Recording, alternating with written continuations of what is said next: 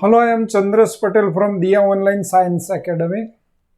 हम Raoult's law की बात कर रहे हैं। इसमें आगे हमने Raoult's law for solution containing volatile components इसकी बात कर ली। हम अब यहाँ पे Raoult's law for solution containing non volatile solute in volatile solvent इसकी बात कर रहे हैं। तो इसमें हमें यहाँ पे एक क्वेश्चन लिखा हुआ है। क्वेश्चन है explain relative lowering of vapour pressure of the solvent, derive it's mathematical form. हमें इसका मैथमेटिकल फॉर्म भी डिराइव करना है, lowering relative lowering vapour pressure समझना है। तो पहले हम बात करेंगे लोअरिंग ऑफ वेपर प्रेशर किसको बोलते हैं। तो हम करते क्या है, पहले तो वाटर ले लेते हैं। वाटर, इसमें शुगर डिसॉल्व कर दे, सॉल्यूशन बनता है। वाटर वोलेटाइल लिक्विड है, शुगर नॉन वोलेटाइल सॉल्यूट है, ये सॉल्वेंट है। सॉल्यूशन जो बना उसका वेपर प्रेशर डिक्रीज होगा। सॉल्यूशन का वेपर प्रेशर क्या होगा, किसके कंपैरेटिवली, वाटर के वेपर प्रेशर के कंपैरेटिवली।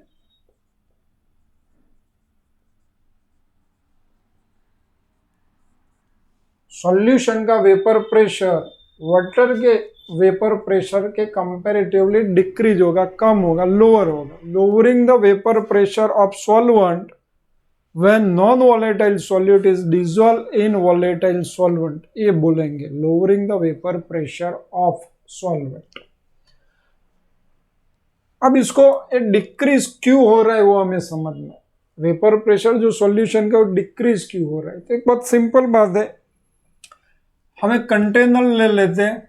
वेपर प्रेशर की डेफिनेशन हमने आगे पढ़ ली है। कंटेनर में पहले हमने खाली वाटर लेना है, और वाटर लेंगे तो इस सरफेस पे खाली वाटर पार्टिकल प्रेजेंट रहेंगे और कोई पार्टिकल नहीं होगा। नेचुरली हमने लिया है वाटर, तो सरफेस भी वाटर की रहेगी, वाटर मॉलिक्यूल सरफेस पे प्रेजेंट रहेंगे और कुछ नहीं रहेगा।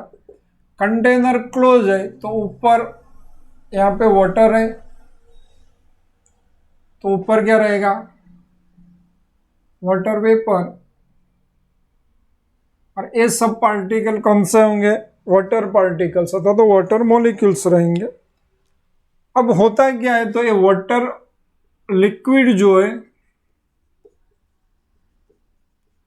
उसका वाटर वेपर मतलब गैस फॉर्म में कन्वर्जन होता है। क्लोज कंटेनर तो वो गैस मतलब वाटर वेपर का वाटर लिक्विड में कन्वर्जन होता रहेगा। इक्विलिब्रियम एस्टेब्लिश होता है, स्पेसिफिक प्रेशर है सरफेस पे लगता है, और इसी प्रेशर को हम वेपर प्रेशर बोलते हैं। वाटर का तो वेपर प्रेशर ऑफ वाटर बोलेंगे, वेपर प्रेशर ऑफ वाटर बोलेंगे।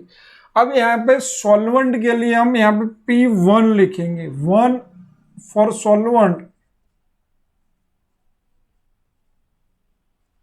और 2 फॉर सॉल्यूट। तो P1 vapour pressure of solvent, P10 vapour pressure of pure solvent. यहाँ पे खाली वाटर है, तो ये जो वेपर प्रेशर वाटर का, इसको हम क्या बोलेंगे, P10 vapour pressure of pure water. और यहाँ पे partial vapour pressure of solvent. चलो सपोज मुझे x1 लिखना है, तो मोल फ्रैक्शन ऑफ सॉल्वेंट होगा x2, तो मोल फ्रैक्शन ऑफ सॉल्यूट। ऐसे हमें इसकी जरूरत पड़ेगी, अभी लिख दिया। हमें किया गया है यहाँ पे, तो ये शुगर जो सब्सटेंस है उसको वाटर में डिसॉल्व कर दिया। तो सेकंड, पहले तो हमारे पास क्या था, वाटर थे, तो सब पार्टिकल किसके रहेंगे, वाटर के रहेंगे। क्लोज कंटेनर है, ये वाटर है, वाटर वेपर बनेगी। हमने इसमें शुगर डिजोल्व कर दिया। क्या डिजोल्व किया, शुगर डिजोल्व किया। तो यहाँ पे अब शुगर पार्टिकल भी मिलेंगे। जैसे सॉल्यूशन में शुगर पार्टिकल होते हैं और होमोजीनियस मिक्सचर बनता है, तो इस सरफेस में भी काफी सारे शुगर पार्टिकल आ जाएंगे। ऐसा नहीं है कि खाली वाटर पार्टिकल ही सरफेस पे रहेंगे। सरफेस अब वाटर प्लस शुगर दोनों से कवर है, water molecules plus sugar molecules. इसकी वजह से होता क्या है, तो जो यहाँ पे number of particles which is convert into vapour, क्योंकि कोई रुकावट नहीं थी, पर यहाँ पे वो जो वाटर पार्टिकल वेपर में कन्वर्ट होते वो डिक्रीज हो जाएंगे, क्योंकि अब शुगर पार्टिकल वाटर को वेपर में कन्वर्ट होने नहीं देंगे। और शुगर नॉन वॉलेटाइल है तो शुगर की वेपर बनेगी नहीं। तो यहाँ पे हमने लिखा था P10, पर ये जो आ गए खाली वाटर वेपर है, तो we write down here P1। तो vapour pressure of water, P1 को क्या लिखा, वेपर प्रेशर ऑफ सॉल्वेंट। पर ये क्या हो गया, डिक्रीज होगा। इसी को हम क्या बोलेंगे, लोअरिंग ऑफ वेपर प्रेशर। इसी को क्या बोलेंगे, lowering of vapour pressure. Vapour pressure solution का डिक्रीज होता है। कब डिक्रीज होता है, उसमें non volatile solute volatile solvent में डिजोल्व करो, तो वॉलेटाइल सॉल्वेंट का जो भी वेपर प्रेशर है, इसके कंपेरेटिवली सॉल्यूशन का वेपर प्रेशर डिक्रीज होता है। तो P10 इसके कंपेरेटिवली P1 कम होता है। और P1 यहाँ पे अभी तो अब तक हमने क्या लिया, वेपर प्रेशर ऑफ वाटर। पर ये बेसिकली बना क्या है, वाटर प्लस शुगर सॉल्यूशन है। तो P10 जो वेपर प्रेशर ऑफ वाटर है, तो सॉल्यूशन है, हम इसको क्या बोलेंगे, partial vapour pressure of solution. इसको क्या बोलेंगे, partial vapour pressure of solution, क्योंकि यहाँ पे शुगर पार्टिकल भी है, पर शुगर पार्टिकल की वेपर बनेगी नहीं, तो ये खाली P1 सॉल्यूशन का भी वेपर प्रेशर हो जाएगा और वाटर का भी वेपर प्रेशर हो गया। So we write down here vapour partial vapour pressure of solution. अब देखो P10 ज्यादा है, P1 कम है, तो होगा क्या, डिक्रीज जो हो रहा है P10 माइनस P1, तो इसको क्या बोलेंगे, डेल्टा P। और delta P which is lowering of vapour pressure. तो यहाँ पे P10 ये P10 है, इसकी वैल्यू P1, तो ये है P1। P1 से ज्यादा हो गया, क्योंकि वेपर प्रेशर सॉल्यूशन का डिक्रीज होता है। तो हम ये जो डिफरेंट है P10 minus P1 is written as delta P। It's called lowering of vapour pressure. अब हम जानते हैं राउल्स लॉ का general form, P1 is directly proportional to x1. Here x1 is equal to mole fraction of solvent.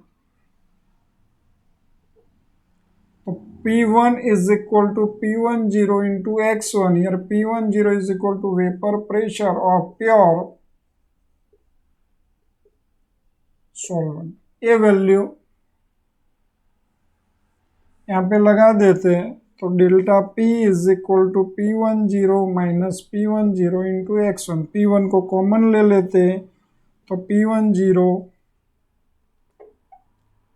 1 minus x1, we know 1 minus x1 is equal to x2, तो delta P is equal to P10 into x2।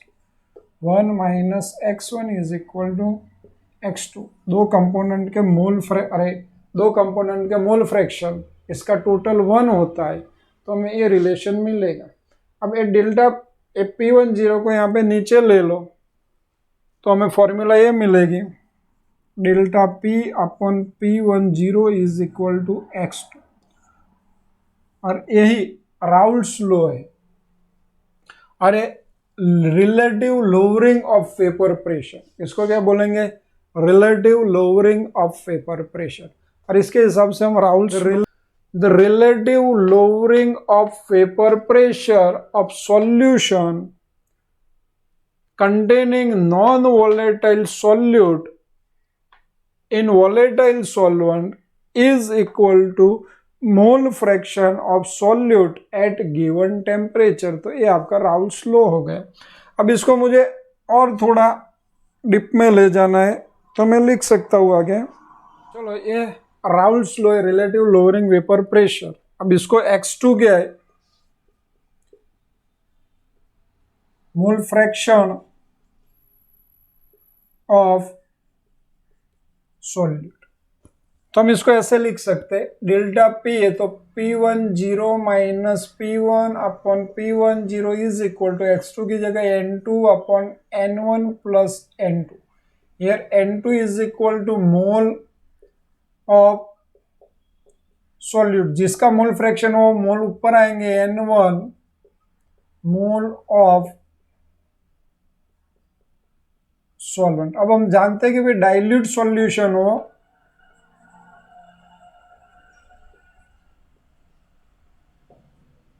Dilute solution है तो हम क्या लिख सकते हैं भाई, N2 ये बहुत कम है किससे, N1 से, तो ये डिनोमिनेटर में N2 को निगलेक्ट कर देंगे तो P10 minus P1 upon P10 is equal to N2 upon N1 मिलेगा। अब हम जानते हैं N2, तो N2 की जगह हम क्या लिखेंगे, W2 upon M2 mass of solute, molar mass of solute, तो ये लिखेगा ऐसे P10 upon P10 is equal to W2 upon M1।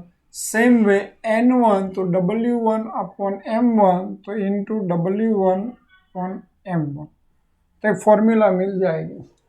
अब यहाँ पे मोलर मास ऑफ, ये गलती है 2 आएगा, मोलर मास ऑफ सॉल्यूट हमें ढूंढना है तो डेल्टा ये वैल्यू हमारे पास हो, ये तीनों वैल्यू तो मोलर मास ऑफ सॉल्यूट ढूंढ सकते हैं। ठीक है।